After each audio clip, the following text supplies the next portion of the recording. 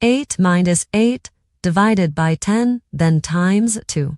8 minus 10, 8 is just 0. So 0 divided by 10, then times 2. 0 divided by 10 is 0, and 0 times 2 is 0. But this answer is not correct, because according to the order of operations, which is Pemdas, P stands for parentheses, E stands for exponents, M and D stands for multiplication and division, and A and S stands for addition and subtraction.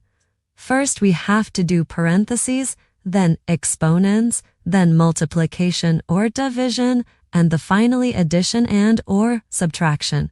Remember that multiplication and division have equal priority, and we have to work from left to right. And the same applies to addition and subtraction.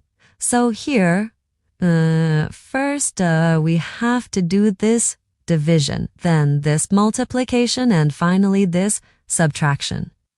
Because multiplication and division have higher priority than subtraction. In Pemdas, multiplication and division come before subtraction. And also, multiplication and division have equal priority, and we have to work from left to right. So first we have to do this division, then this multiplication, and finally this subtraction. Okay?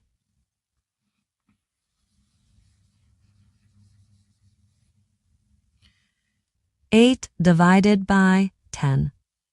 I can write 8 over 10. No, 8 divided by 2 gives us 4. And 10 divided by 2 gives us 5.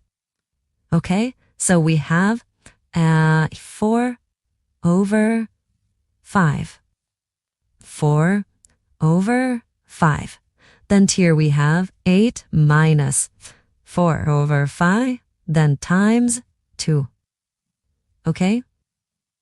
No, we have to do this multiplication.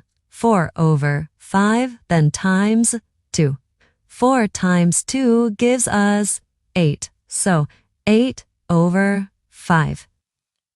8 minus 8 over 5. Okay?